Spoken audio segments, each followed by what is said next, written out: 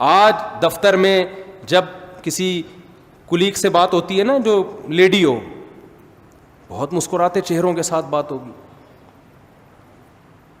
اور جب گھر میں آتے ہیں تو بیگم کے ساتھ بات کرنے کا ٹائم ہے ہی نہیں.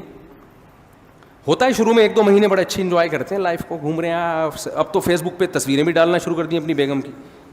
اس کا بھی عورت کو نقصان ہو رہا ہے. یہ جو ہمارے معاشرے میں کلچر ہے نا اپنی بیویاں دکھانے کا, کیونکہ لڑکے یہ کام کرتے ہیں شو مارنے کے لیے. اس سے نقصان یہ ہوتا ہے کہ کسی کی بعض دفعہ انسان کو کوئی کم صورت والی لڑکی پسند آ رہی ہوتی ہے کسی بھی وجہ سے. ایسا بھی ہوتا ہے کہ اخلاق اچھے ہیں, خاندان اچھا ہے, کوئی بات نہیں, شکل اچھی نہیں ہے, عمر بھی زیادہ ہے, میں کر لیتا ہوں. ایسا بہت ہوتا ہے. لیکن اب لڑکے اس چکر میں نہیں کرتے کہ یار دوستوں کو ہم تصویر کیا دکھائیں گے, دوست مذاق اڑائیں گے, فیس بک پہ ہم کیا ڈالیں گے. اللہ نے چھپا دیا تھا نا کہ یہ بیوی ہے, اس کو کیا کرنا ہے, یہ تمہارے گھر کی زینت ہے, اس کو چھپاؤ, دوستوں کے سامنے اس کو دکھانے کی ضرورت نہیں ہے. تو انسان کہتا ہے بھائی میں محبت کرتا ہوں. مجھے ہمارے ایک دو جاننے والے تھے, ان کی وائف بہت ہی بدصورت, تو میرے ایک دوست گئے ان کے گھر کھانا کھانے کے لیے اور کہا یار تم اتنے حسین جمیل آدمی ہو, تم نے بیوی کیا کیا لے کر آ گئے نا, وہ تمہاری تو وائف خوبصورت, وہ پوری دنیا کو دکھا رہے تھے وہ. تو بیگم صاحبہ نے کہیں کھانا بنایا, اتنا مزے کا کھانا تھا, یہ انگلیاں چاٹتا رہ گیا نا, دوست انگلیاں چاٹتا رہ گیا, یار یہ کھانا کس نے بنایا, اس نے کہا میری بیگم نے بنایا ہے. صحیح ہے نا, کہہ رہے میں نے اس سے اس لیے شادی کی ہے. تو انسان کوئی بھی خوبی دیکھ لیتا ہے, کبھی خاندان دیکھ لیتا ہے, کبھی شرافت دیکھ لیتا ہے. بعض دفعہ انسان کا معیار کچھ اور ہوتا ہے, آپ کو بدصورت لگ رہی ہے لیکن اس کو کیا لگ رہی ہے, خوبصورت لگ رہی ہے. تو جب چھپاؤ گے تو یہ تمام مصلحتیں حاصل ہوں گی. جہاں عورت کی نمائش والا کام ہو گیا تو پھر پورا محلہ جب تک خوش نہیں ہوگا نا, آپ اس وقت تک بیوی نہیں لے کر آؤ گے. وہ ہے نا کہ وہ ایک چھوڑو بھی زیادہ لطیفے ہو جاتے ہیں, پھر وہ افورڈ بھی نہیں کر سکتے. تو ہمارے معاشرے کا جو سب سے بڑا المیہ ہے وہ کیا ہے, بے حیائی.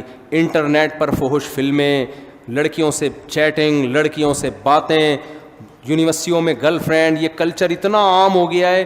میں ایک پچھلے سال اپنے گھر والوں کے ساتھ کہیں تفریح پہ نکلا ہوا, تو کہیں ہم کالام یہ ناران کا خان ہے, بڑے خوبصورت علاقے, یہاں میں ہوٹل میں بیٹھا ہوا کوئی چائے وائے پی رہا ہوں گا, تو یونیورسٹی کے لڑکوں کا اور لڑکیوں کا پورا ایک گروپ آیا, پورا ایک گروپ آیا پنجاب سے, کوئی یونیورسٹی سے نا لڑکے لڑکیاں, وہ کہیں گھومنے پھرنے نکلے ہوں گے.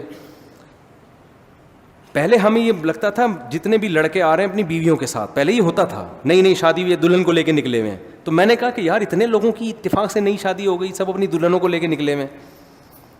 مثال کے طور پر 30 لڑکے 30 لڑکیاں ہوں گی, پتہ چلا کم وقتوں میں ایک بھی میرڈ نہیں ہے, اور بڑے بے تکلف. اتنے میں اب بے تکلفی کی انتہا کہاں تک ہو گئی. میرے پاس ایک نوجوان آیا کہ میری گرل فرینڈ نے کہا ہے کہ مفتی صاحب کے ساتھ اپنی ایک سیلفی لے کر آؤ. ان کی گرل فرینڈ کہیں میرا بیان سنتی ہو کہ مفتی صاحب کے ساتھ اپنی ایک یادگار سیلفی لے کر آؤ. میں نے ان کو تو کچھ نہیں کہا, لیکن مجھے لگا کہ معاشرہ اب اتنا خراب ہو گیا ہے نا کہ ایک آدمی ایک مولوی سے عقیدت بھی کر رہا ہے, سیلفی بھی لے رہا ہے, لیکن اسے مولوی کے سامنے یہ بتاتے ہوئے شرم نہیں آ رہی کہ میں ایک ہفتے کے ٹور پہ, جس میں راتیں بھی گزارتے ہوں گے ظاہر ہے, میں اپنی گرل فرینڈ کو لے کے نکلا ہوں. اس کا مطلب یہ چیز اب ہمارے معاشرے میں بری, مولوی کو تو لوگ 100 دفعہ سوچتے ہیں نا. اب یہ ایسی چیز ہو گئی کہ مولانا صاحب کو بتا دی تو مولانا صاحب کہیں گے ہو کوئی بات نہیں, کوئی بات.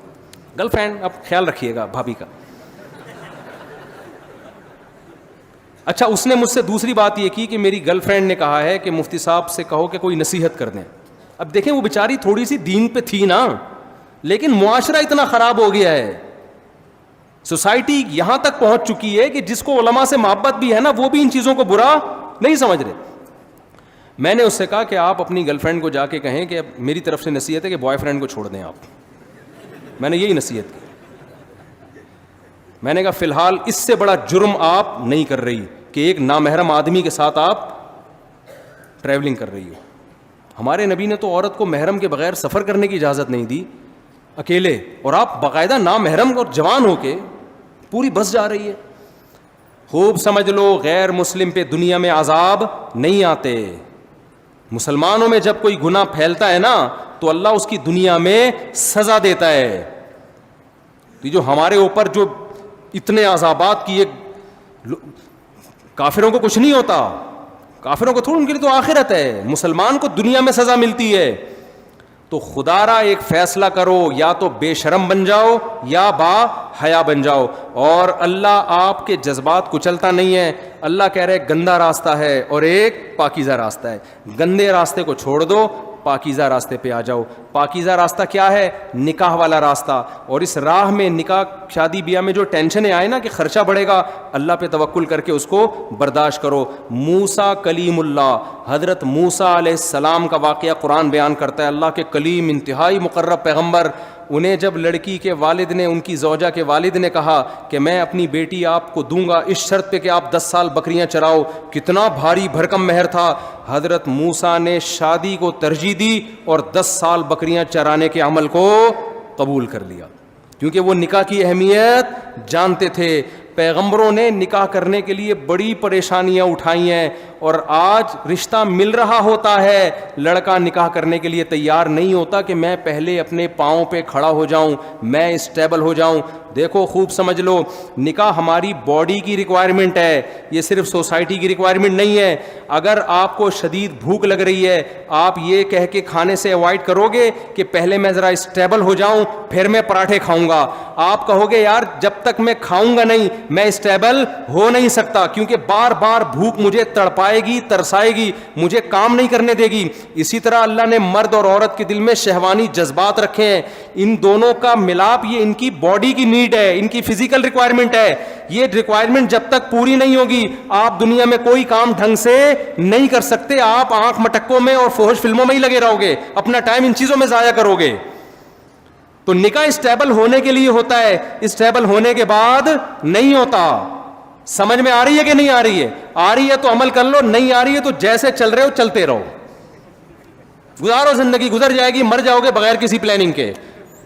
سمجھ رہے ہو؟ پھر جب قبر میں اللہ پوچھے گا نا مر ربو کا، کچھ تو کہیں گے ہمیں میں فری تھنکر ہوں، اور کچھ جواب دے دیں گے ہاں جی اللہ کو مانتے ہیں. تو پھر اللہ کہے گا تو اللہ نے تو یہ کہا تھا، یہ کیوں نہیں کیا؟ تو آپ کہیں گے بھائی میں اسٹیبل ہو رہا تھا. وہ مولانا عباد اللہ صاحب ہے نا تبلیغ جماعت کے، بڑا پیارا ملفوظ ان کا، وہ کہتے ہیں لوگ کہتے ہیں پہلے سیٹ ہو جائیں پھر ہم دین پہ آئیں گے، پہلے سیٹ ہو جائیں نا، پہلے سیٹ ہو جائیں. تو انہوں نے کہا سیٹ آدمی جب ہی ہوتا ہے جب قبر میں جاتا ہے. جب قبر میں چلا جاتا ہے اس کو لٹاتے ہیں قبلے کی طرف، کہتے ہیں اب سیٹ ہے. اب کیا ہے؟ اب سیٹ ہے. تو پورا سیٹ وہیں جا کے ہوگا، اس سے پہلے تو پھدکتا رہتا ہے، یہ کر لو وہ کر لو، کبھی بھی اسٹیبل نہیں ہوتا.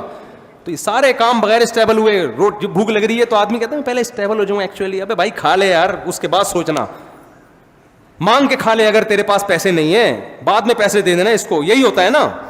تو اسی طرح یہ نکاح آپ کی باڈی کی ریکوائرمنٹ ہے. وہ بھائی پہلے اس ریکوائرمنٹ کو پورا کرو. ہر مرد جب بالغ ہوتا ہے اس کو بیوی چاہیے اور عورت کو شوہر چاہیے. تو یہ ہماری باڈی کی نیڈ ہے، اس کو پورا کرو. اس کے بعد پڑھائی بھی جاری رکھو، پڑھتے بھی رہو. کوئی نہیں، یہ گورے تھوڑی ہیں یار ہم، ورنہ یہی ہو جائے گا، بچے پیدا ہوں گے اور تمبو لگا رہے ہوں گے ابا اماں کی شادی میں. تو فیصلہ کرو ہم ادھر ہیں یا ادھر ہیں. اللہ تعالی ہمیں سمجھنے کی، عمل کی توفیق عطا فرمائے.